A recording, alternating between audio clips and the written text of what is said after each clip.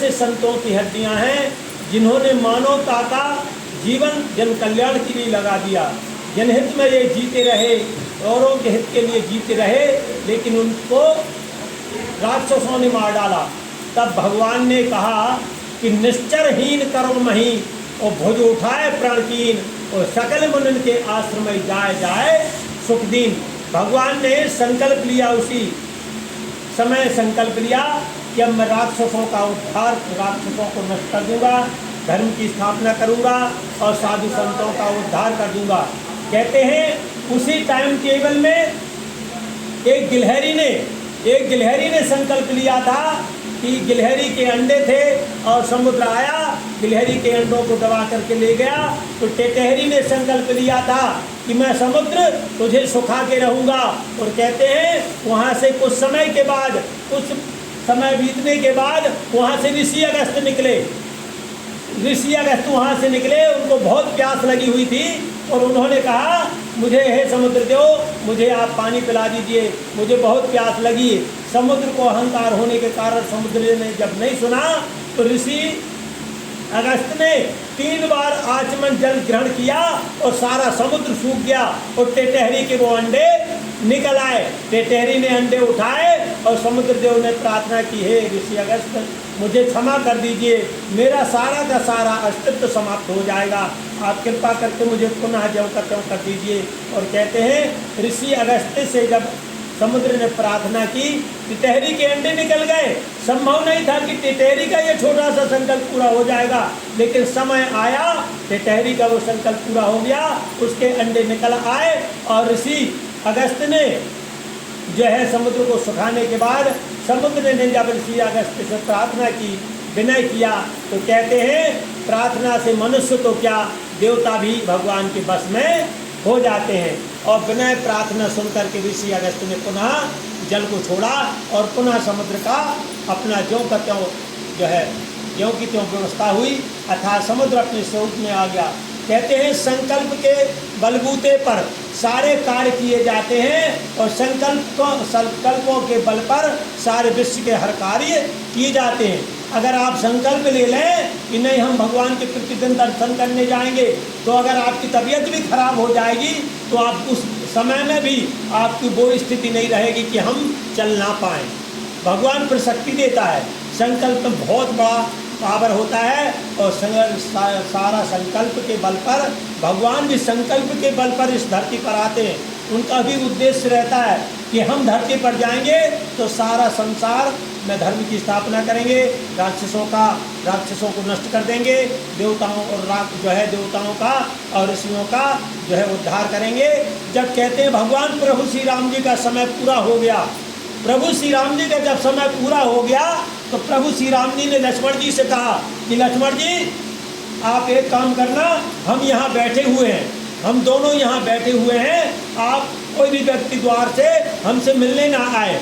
भगवान की बात को लक्ष्मण जी नहीं समझ पाए और वहाँ से दुर्वासा जी आए। राम जी के पास कौन कौन बैठे हुए थे? राम जी के पास बैठे हुए थे स्वयं यमराज, जो भगवान से ये कहने आए थे कि आपका कार्यकाल पूरा हो गया प्रभु, अब आपको चलना है। तब लक्ष्मण जी को ये बात भगवान ने नहीं बताई और कहा लक्ष्मण जी आप द्वार पर रहिए और यहाँ से कोई व्यक्ति अगर आता है, अगर हमसे बिना पूछे अगर द्वार में घुस जाता है तो हम उसको मृत्यु दंड देंगे। भगवान ने कहा इतना कठोर नियम है।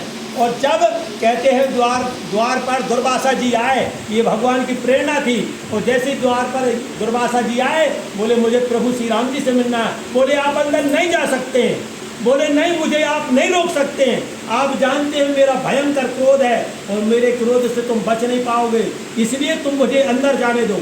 और बिना लक्ष्मण जी की आज्ञा के ही जब राम जी के सामने जब वो अंदर प्रवेश हुए तो यमराज तो अपना रूप छिपा करके भाग गए। और जब बाहर राम जी आए तो राम जी ने कहा कि लक्ष्मण जी मैंने तुमसे क्या कहा था कि मैं तुमको मृत्यु दंड दूंगा, अब जाओ मैं तुमको मृत्यु दंड देता हूँ।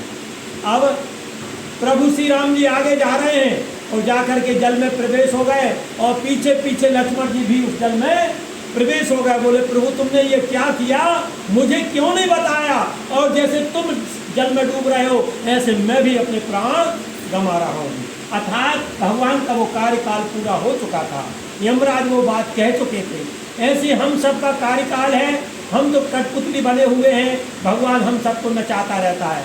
जिनका अच्छा कार्य रहता है, जो अच्छे पात्र का काम करते हैं, भगवान वहाँ भी धन्यवाद देते हैं, यहाँ भी उनको धन्यवाद देते हैं। यहाँ कहीं कोई छोटियाँ गलतियाँ होती हैं तो भगवान उनको क्षमा करते हुए अगली योनि में हम भेज देते हैं। इसलिए हम अच्छे श्रेष्ठ कार्य करें कि युग युग तक जब याद करो तुम ऐसे कर्म करो, कर्म में ऐसे मर्म भरो, एक दिन बिक जाएंगे माटी के मोल, जग में रह जाएंगे प्यारे तेरे गोल। कहते हैं रे मूरख बंदे क्या है रे जगे में तेरा, कहता है तू मेरा मेरा कुछ नहीं है तेरा, आंख बंद होते ही छीन लेंगे तेरा डेरा। रे मूरख बंदे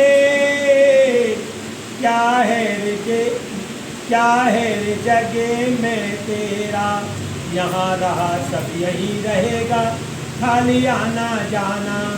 रे मनुष्य तेरे जीवन का कुछ भी नहीं ठिकाना।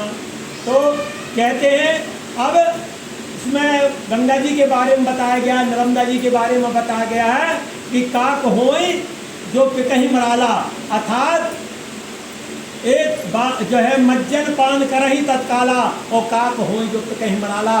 गंगा जी का जल अगर एक बार आचमन आप कर लेंगे तो आपको तीनों लोकों के दर्शन हो जाएंगे। इतना पावरफुल गंगा जी का जल है, लेकिन बस हमारी डोरी फाल्ट है, बल्कि अगर फ्यूज है, हमारी भक्ति जगी नहीं है तो वो चीज़ें फायदा हमें मिलने वाला नहीं है। कौआ कोयल बन जाता है, कोयल हंस बन जाती है। हमने तो केवल ये सुना था, और जब हम 20 जून 96 में जब शांति कुंज गए हुए थे तो हमारे साथी का एक भाई गंगा जी में बह गया।